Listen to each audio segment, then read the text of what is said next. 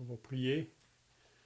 Notre Dieu et notre Père, nous voulons encore venir devant ta présence ce soir pour te rendre grâce et te remercier pour cette occasion encore que nous avons de pouvoir annoncer le message de l'Évangile, de la bonne nouvelle qui nous parle de ton Fils, le Seigneur Jésus-Christ, celui qui a bien voulu descendre du ciel à la terre afin de donner sa vie en sacrifice. Et ta parole nous dit que tous ceux qui vont venir à toi dans la repentance et qui vont placer leur confiance dans cette œuvre que ton Fils a accomplie sur la croix, tu leur donnes la vie éternelle. Jésus a pu dire, en vérité, je vous le dis, celui qui écoute ma parole et qui croit à celui qui m'a envoyé a la vie éternelle et ne vient point en jugement, mais il est passé de la mort à la vie. Donc on veut te rendre grâce que le message de l'Évangile est encore annoncé ce soir parmi nous et partout dans le monde. Nous pensons à Jésus qui a dit avant de partir au ciel, allez par toutes les nations, faites des disciples, les baptisant au nom du Père, du Fils et du Saint-Esprit, et enseignez-leur tout ce que je vous ai prescrit. Donc on veut te demander ton aide ce soir sur notre frère qui va apporter le message, que tu puisses lui donner l'aide qui vient d'en haut, et tous ceux qui sont présents, ceux qui n'ont pas encore répondu à l'appel, qu'ils pourraient le faire même avant que cette réunion se termine. Nous t'en prions au nom du Seigneur Jésus. Amen. Je souhaite la bienvenue à tous ce soir qui sont avec nous pour le message de l'Évangile. Je présente Paul Basse de l'Assemblée Tracadie. On espère que ce que vous allez entendre de la parole de Dieu pourra faire un effet dans vos vies. On pourra faire 4 lectures. Premièrement, dans les Actes des Apôtres, au chapitre 4. Actes des Apôtres, chapitre 4, verset 11.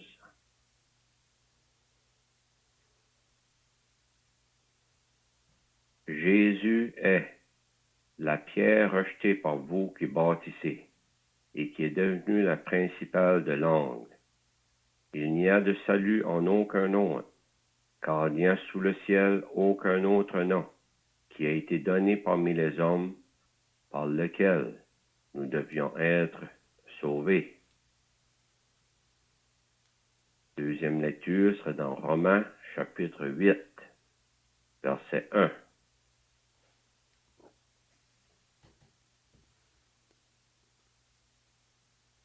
Il n'y a donc maintenant aucune condamnation pour ceux qui sont en Jésus-Christ. Puis notre troisième lecture sera dans 1 Timothée chapitre 2. 1 Timothée 2, à partir du verset 3.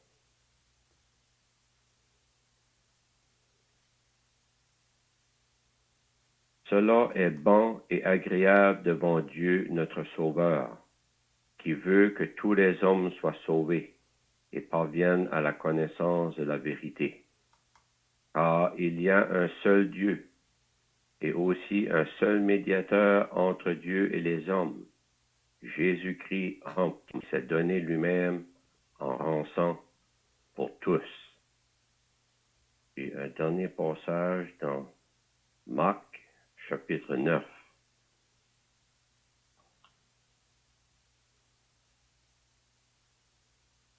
Marc 9, versets 7 et 8. Une nuée vint les couvrir. Ça, c'est Pierre, Jacques et Jean qui étaient sur la montagne avec le Seigneur. Et de la nuée sortit une voix. Celui-ci est mon fils bien-aimé. Écoutez-le. Aussitôt, les disciples regardèrent tout autour et ils ne virent que Jésus seul avec eux. C'est tout ce qu'on va lire. Si je serais pour mettre un titre sur ce qu'on vient de lire, ce serait aucun autre, ou personne d'autre. Dans tous les versets qu'on a lus, on a dit à propos de aucun autre nom qui a été donné par lequel on doit être sauvé, aucune condamnation pour ceux qui sont en Jésus-Christ. Un seul Dieu, aucun autre. Un seul médiateur, aucun autre que le Seigneur Jésus. Et Dieu qui parle de son Fils dans une nuée qui a couvert les disciples. Il dit, écoutez-le, celui-ci est mon Fils bien-aimé. Lorsqu'il regarde Jésus seul, aucun autre. Et avec eux, il est le seul et unique Fils de Dieu. Premièrement, lorsqu'on regarde dans les Actes au chapitre 4, après que Pierre et Jean, qui montaient au temple et qui ont guéri un boiteux, on voit comment, par après Pierre a parlé au peuple, en vue de les tourner vers le Fils de Dieu. On voit là après les chefs du peuple, les anciens, les scribes, souverains sacrificateurs, Alexandre et tous les autres qui se réunissent, puis qui veulent savoir par quelle autorité ils ont fait cela. Puis Pierre prend la parole, puis il veut leur expliquer que Jésus est. Qui est ce Jésus qui a fait tant de discorde, si on peut dire, ou qui a troublé le monde par sa personne ici-bas sur la terre? Il n'a rien fait de mal. Tout ce qu'il faisait, c'était bien. Mais pourquoi les grands chefs de ce temps de la religion juive n'ont pas voulu de lui? Pierre leur explique que c'est lui qui est la pierre rejetée par vous qui bâtissez. Vous savez, aujourd'hui, beaucoup bâtissent. On bâtit tous. Toi, jeune garçon, jeune fille, monsieur, madame, que songez, vous avez bâti sur quelque chose pendant votre vie. On parle ici devant Dieu. Vous bâtissez un fondement. Vous avez un fondement, ça peut être le sable ou ça peut être la pierre, ici, qui est le Seigneur Jésus. Vous allez bâtir votre vie sur une religion. Vous allez bâtir votre vie sur peut-être des œuvres. Vous allez bâtir peut-être sur la bonté ou en vous comparant à d'autres. Vous bâtissez. Comme les personnes ici qui bâtissaient. Ils bâtissaient, oui, sur des rites et des coutumes de la religion juive. Mais aujourd'hui, tout le monde sur cette terre bâtit quelque chose. Oui, il y en a que ça va être bâtir d'une religion, c'est le bouddhisme ou l'islamisme, ou peu importe. Il y a tellement de religions. Mais bâtir sur des rites et des coutumes qui ne sont pas associés à la parole de Dieu. Ou peut-être que des choses qui sont associées à la parole de Dieu, mais c'est le fondement. Le fondement. Jésus est la pierre. Il n'y en a pas d'autre. Aucun autre nom. Puis il explique, il y a de salut en aucun autre. Impossible d'être sauvé en aucune autre personne. C'est clair, c'est pas dur à comprendre, mais soit que vous allez accepter cette vérité ou que vous allez la mettre de côté. Il y a beaucoup de personnes qui vont entendre juste ce verset-là du chapitre 4, verset 12 des Actes, puis ils vont le rejeter parce qu'ils pensent ils peuvent avoir le salut d'une autre manière.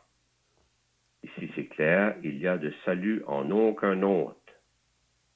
Aucun autre, c'est le Seigneur Jésus. Il n'y a pas de salut nulle part ailleurs, car il n'y a sous le ciel aucun autre nom qui a été donné parmi les hommes. C'est clair, c'est simple à comprendre. Sous le ciel, donc sur cette terre, il n'y a aucun autre nom qui a été donné parmi les hommes par lequel nous devions être sauvés. Jésus.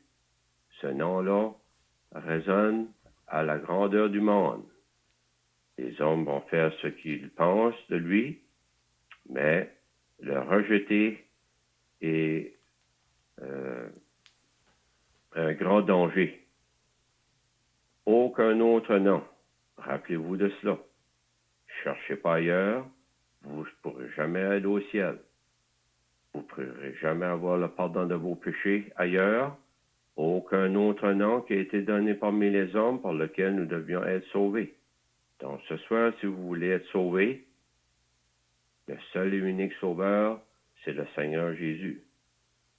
Puis on voit dans Romains au chapitre 8, qu'est-ce qui arrive si qu'une personne met sa confiance dans aucun autre que lui. C'est bien écrit, verset 8, Romains 8, verset 1. Il n'y a donc maintenant aucune condamnation pour ceux qui sont en Jésus-Christ. C'est clair, il y en a juste un, en Jésus-Christ. C'est une personne. C'est pas une religion, c'est pas des rites, c'est pas des œuvres, c'est rien de tout cela. Aucune condamnation maintenant. Donc, on voit dans ce verset-là aussi comment on peut avoir l'assurance sur cette terre que nous sommes sauvés présentement, que jamais nous verrons la condamnation parce que celui en qui on a mis notre confiance, le Seigneur Jésus, a pris notre condamnation à notre place à la croix du Calvaire. Mais il faut l'accepter. C'est pas juste le savoir dans notre tête. Non, il faut vraiment se détourner de nos péchés et l'accepter comme l'unique sauveur. Aucune condamnation pour tous ceux qui sont en Jésus-Christ. C'est toute une promesse. Jamais, jamais Dieu condamnera quelqu'un qui a accepté son Fils comme sauveur. Puis dans 1 Timothée 2, là aussi, on voit qu'aucun autre. C'est beau de voir que cela est bon et agréable devant Dieu, notre Sauveur, qui veut que tous les hommes soient sauvés et parviennent à la connaissance de la vérité. Donc, ce soir, c'est qu'il y a quelqu'un qui passe dans l'éternité et qui n'est pas sauvé. Vous ne pourrez pas blâmer personne autre que vous-même. Parce que Dieu, dans son cœur d'amour, veut que tous les hommes soient sauvés. Ici, homme, il faut comprendre que c'est l'humanité. Les hommes, les femmes, mâles, femelles. Il veut que personne soit perdu. Il veut que tous soient sauvés. Car il y a un seul Dieu. Non, aucun autre. Oui, il y a le Dieu de ce siècle, qui est le diable, qui est Satan, qui séduit les hommes, qui est le père du mensonge. Mais le seul Dieu avec le gros D, le Dieu de l'éternité, le Dieu de la Bible, il y a un seul Dieu, aucun autre Dieu. Le monde va dire, on a tous le même Dieu. Oh non, on n'a pas tous le même Dieu. Pour savoir si on a le même Dieu que les chrétiens qui se disent sauvés, il faut lire la parole de Dieu pour voir si on croit ce que Dieu dit. Parce qu'il y a beaucoup de voix qui se font entendre dans ce monde et tous proclament connaître le Dieu de l'éternité, le Dieu créateur, le Dieu sauveur. Mais il y en a un seul. Et aussi, un seul médiateur entre Dieu et les hommes. Un seul, il n'y en a aucun autre. Un seul médiateur. Beaucoup vont se tourner vers Marie, comme la médiatrice de toute grâce qu'ils s'appellent. Mais c'est faux. Il n'y en a pas. Il n'y a pas d'autre saint non plus. Aucun autre, un seul médiateur entre Dieu et les hommes, Jésus-Christ homme, un médiateur pour réconcilier. C'est lui qui est venu entre nous et Dieu pour nous réconcilier avec Dieu, car nous sommes des ennemis. Nous sommes en guerre avec Dieu. Nous sommes des pécheurs rebelles. Nous voulons faire notre volonté et non celle de Dieu. Mais voilà l'amour de Dieu qui veut que tous soient sauvés. Son Fils vient, le médiateur, qui s'est donné lui-même en rançon pour tous. Le prix a été payé, la rançon, à cause de nos péchés. Nous devions être rachetés. Il s'est donné lui-même pour tous. On voit là encore le Seigneur Jésus et le Père, comment dans leur parfaite communion et amour, il veut qu'aucun périsse. Ils veulent que tous soient sauvés. Puis finalement, on a dit dans Marc, au chapitre 9, là aussi, lorsque les disciples étaient sur la montagne avec le Seigneur Jésus, c'est évident que Pierre, Jacques et Jean ne saisissaient pas pleinement ce qui se passait lorsque le Seigneur Jésus a été transfiguré devant eux. Ils ont vu comment ses vêtements resplendissaient et ainsi de suite. Puis que le Seigneur s'entretenait avec Élie et Moïse. Mais on voit que les disciples étaient préoccupés avec Moïse et Élie. Mais tout d'un coup, ça nous dit qu'une nuée va les couvrir, puis il y a une voix qui s'est fait entendre à travers la nuée. Celui-ci est mon fils bien-aimé. Écoutez-le. Oh, il n'a pas dit celui-ci est un de mes fils bien-aimés, est mon fils. Aucun autre. Dieu n'a aucun autre fils que le Seigneur Jésus lui-même qui a envoyé sur cette terre pour venir à notre secours. Puis il dit, écoutez-le. Est-ce que vous allez l'écouter ce soir?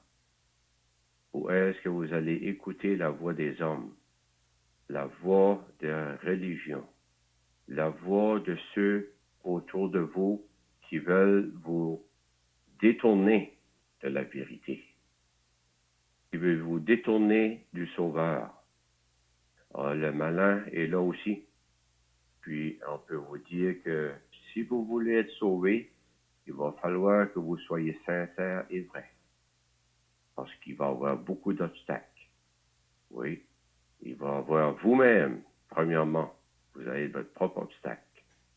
Oui, vous allez peut-être combattre contre ça. Vous allez peut-être combattre contre le Saint-Esprit qui veut vous parler, qui veut vous convaincre, et vous allez mettre cela à plus tard. Et finalement, vous n'entendrez plus la voix de Dieu. Et vous périrez tout jamais dans vos péchés. Ou on espère que vous allez écouter la voix de Dieu. S'il y a quelqu'un qui se sent concerné ce soir à propos de ses péchés et qui voit qu'il ne peut pas aller au ciel dans cet état, le ciel est fermé à tout pécheur qui meurt dans ses péchés, mais le ciel est ouvert à tout pécheur qui se repent de ses péchés, qui se tourne vers Dieu pour avoir le pardon de ses péchés. Puis on voit par après, ça nous dit aussitôt, les disciples regardèrent tout autour et ne virent que Jésus seul avec eux, aucun autre.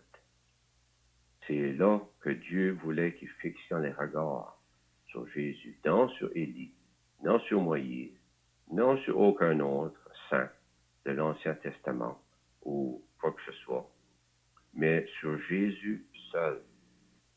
Il est le seul et unique Fils de Dieu. Il est le seul qui mérite et qui devrait être écouter. Et on espère ce soir que vous allez comprendre le message. Aucun autre nom qui a été donné parmi les hommes par lequel on peut être sauvé. Aucun autre qu'on peut mettre notre confiance dedans. On peut avoir aucune condamnation. Aucune condamnation pour ceux qui sont en Jésus-Christ. Aucun autre Dieu, un seul Dieu. Aucun autre médiateur, autre que le Seigneur Jésus. Et finalement, aucun autre sur lequel vous devez avoir les yeux fixés dessus, le Seigneur Jésus. On espère ce soir que vous allez comprendre la simplicité du message. Le Seigneur Jésus a donné sa vie. On a dit, il s'est donné en rançon pour tous à la croix. Le Seigneur est mort, non parce que les hommes ont voulu se débarrasser de lui, mais il a été à la mort à cause de toi, à cause de moi, à cause de nous, à cause de nos péchés. Dans les plans merveilleux de Dieu, le cœur de l'homme s'est juste manifesté. Il ne voulait pas de la vérité, juste avant d'aller à la croix. Il a demandé, qui es-tu? Hein? Au Seigneur Jésus. Puis le Seigneur Jésus lui a dit qu'il était la vérité. Alors ce soir, on espère que vous allez vous tourner vers le Dieu Sauveur, le Seigneur Jésus qui a payé votre dette à la croix du Calvaire pour vous racheter. Un grand prix pour jusqu'à ce que la colère de Dieu est tombée sur lui.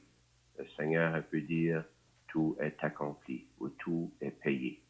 On espère ce soir que vous allez le recevoir comme votre sauveur. Que Dieu bénisse sa sainte parole. On pourrait chanter le numéro 68.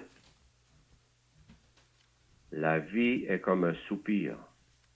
Bientôt ton temps va venir.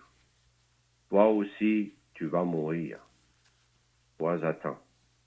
Si demain tu tombais mort, pécheur, quel serait ton sort? Il serait alors trop tard. Toi attends. Avant de chanter, on va prier le Seigneur. Notre Dieu, notre Père, nous voulons te remercier pour cette bonne nouvelle qui est parvenue jusqu'à nous. Même, ô Dieu, dans presque 2000 ans après la venue de ton Fils, nous te remercions comment tu es plein de compassion et d'amour et de patience, voulant qu'aucun périsse. Tu veux que tous soient sauvés. Et nous prions pour nos amis et ceux qui sont à l'écoute ce soir, qui pourrions réaliser leurs besoins et comment tu les as aimés et comment, oh Dieu, tu veux leur bien pour l'éternité et pour ici-bas même sur cette terre, en voulant leur pardonner leurs péchés, avoir une communion avec toi. Et quelle merveille lorsque quelqu'un est sauvé et qui peut communiquer avec le seul Dieu et unique Créateur et celui le communiquer comme notre Sauveur. On te prie de bénir la réunion, de bénir ta sainte parole et que tu puisses sauver des âmes. Te prions au nom du Seigneur Jésus. Amen. Sur le 68. La vie est comme un soupir, bientôt ton temps va venir. Toi aussi tu vas mourir, sois à temps. Si demain tu tombais mort, pécheur, quel serait ton sort? Il serait alors trop tard. Sois à temps, sois à temps, sois à temps. La voix de Jésus t'appelle, sois à temps.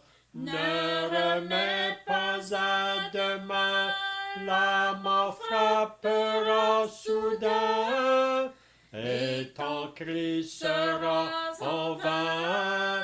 sois à temps.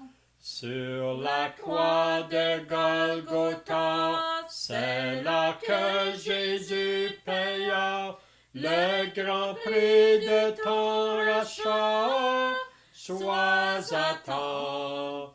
Jésus t'invite aujourd'hui, venez à moi, il a dit. Le ciel est un don gratuit. Sois à temps, sois à temps, sois à temps. La voix de Jésus t'appelle, sois à temps. Ne remets pas à demain, la mort frappera soudain, et ton cri sera en vain. Sois à temps. Le temps fuit rapidement, bientôt sera le moment de passer au jugement. Sois à temps. Détourne-toi du péché, Jésus veut te pardonner. Sauvé pour l'éternité, sois à temps, sois à temps, sois à temps. La voix de Jésus t'appelle, sois à temps. Ne remets pas à demain, la mort frappera soudain, et ton cri sera en vain. Sois à temps.